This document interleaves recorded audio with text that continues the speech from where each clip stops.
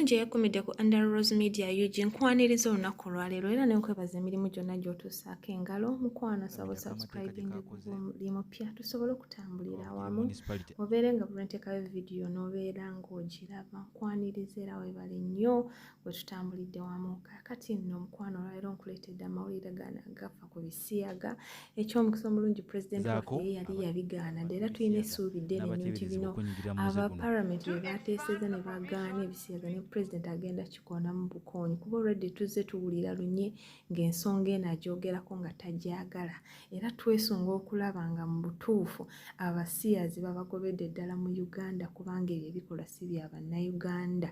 Tuli basanyufu nnyo olwa Paliyamenti yaffe era tusaba ne President akikoleko newankubadde nga babadde ababaka nga 2-3 abatakkiriziganya ne bannaawe nga bagamba n'abasiyazi basaana okufuna eddembe lyabwe naye tulina essuubi nti egwo omuzesi gwaffe gwa Africa era tegujja kuyingira mu Uganda, tegujja kukkirizibwa.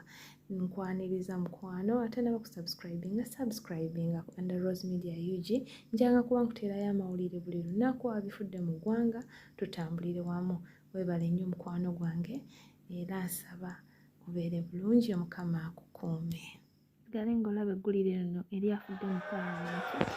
This criminalization, Right Honorable Speaker, denies them equal protection under the law owing to the harsh and differential treatment they receive based on their sexual orientation. Okubaganya ebirowoozo nga tekunatandika omukuza w'ekifuula eggwanga olukulu Anita Amongo asose kusoma ababaka omu ku omu okusobola okukakasa oba waliwo omuwendo ogw'essalira ogwetaagisa okuteesa ku nsonga eno n'okugiyisa newankubadde ng'ababaka abamu tebabaddeewo. Mu kubaganya ebirowoozo ababaka basabye bannaabwe ababiri abawakanya ebbago lino okwekuba mu kifuba olw'ebiseera by'eggwanga lino eby'omu maaso okukola etteeka lino kawaayiro. Paliyamenti esazeewo nti omuntu yenna anaakwatibwa mu bikolwa bino asibwe mayisa so nga gugunakka mu vvi nti yabadde agezaako okubyenyigiramu asibwe emyaka 10. Etteeka lye limu era lyakusiba oyo yenna anakakasibwa nti yali agezaako okutunuza omwana omuto mu mbuga ya sitaani eno okumala emyaka 14. Mu bibonereza ebirala mulimu okuwanika kalabba ab'eŋŋanda abasiyaga abaana ne babasiiga mu kenenya sawa okusiba amayisa abayingiza abantu mu bisiyaga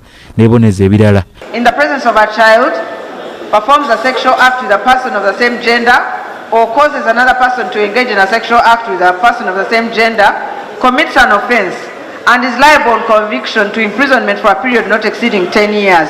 A person who attempts to perform a sexual act in circumstances referred to in subsection 1 commits an offense and is liable on conviction to imprisonment for a period not exceeding 14 years.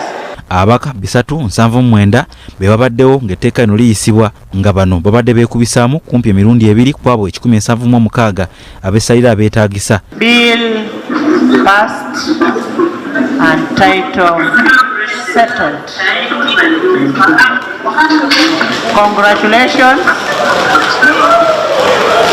The norms and aspirations of people of Uganda will always remain supreme.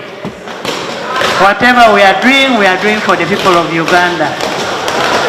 This house will not shy to restrict any right.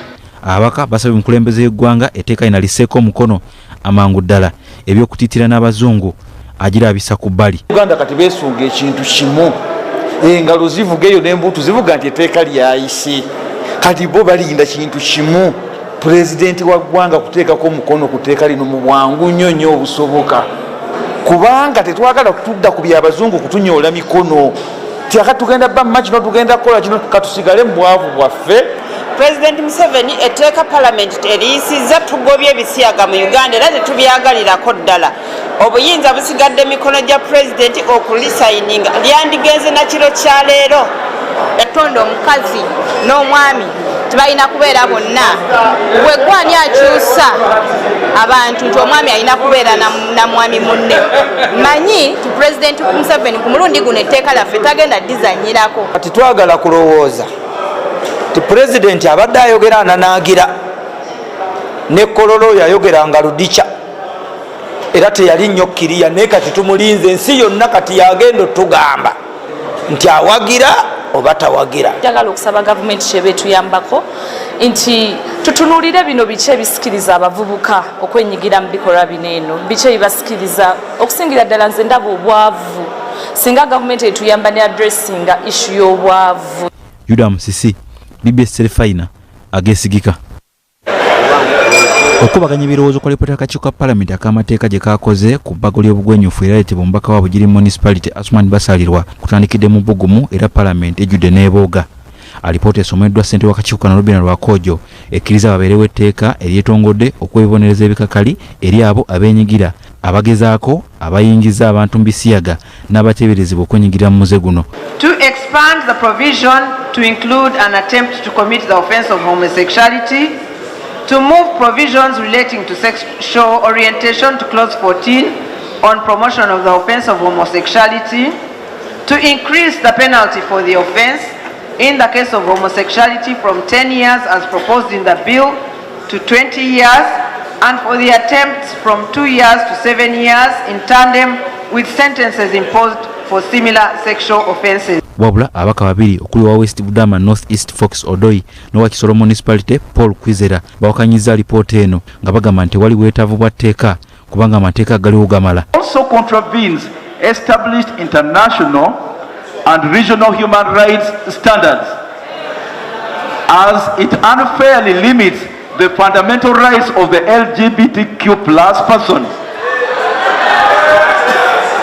This criminalization, Right Honorable Speaker, denies them equal protection under the law owing to the harsh and differential treatment they receive based on their sexual orientation. Okubaganya ebirowoozo nga tekunatandika, omukuza w'ekiiko ky'eggwanga olukulu Anita Amongo asose kusoma ababaka omu ku omu okusobola okukakasa oba waliwo omuwendo ogw'essalira ogwetaagisa okuteesa ku nsonga eno n'okugiyisa newankubadde ng'ababaka abamu tebabaddeewo. Mu kubaganya ebirowoozo ababaka basabye bannaabwe ababiri abawakanya ebbago lino okwekuba mu kifuba olw'ebiseera by'eggwanga lino eby'omu maaso okukola etteeka lino kawaayiro kawaayiro. Paliyamenti esazeewo nti omuntu yenna anaakwatibwa mu bikolwa bino asibwe mayisa so nga gugunakka mu vvi nti yabadde agezaako okubyenyigiramu asibwe emyaka 10. Etteeka lye limu era lyakusiba oyo yenna anakakasibwa nti yali agezaako okutunuza omwana omuto mu mbuga ya sitaani eno okumala emyaka 14. Weebonereze.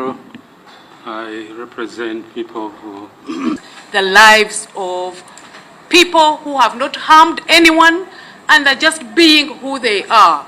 You cannot put that to a referendum and say should we or not. It is simply wrong.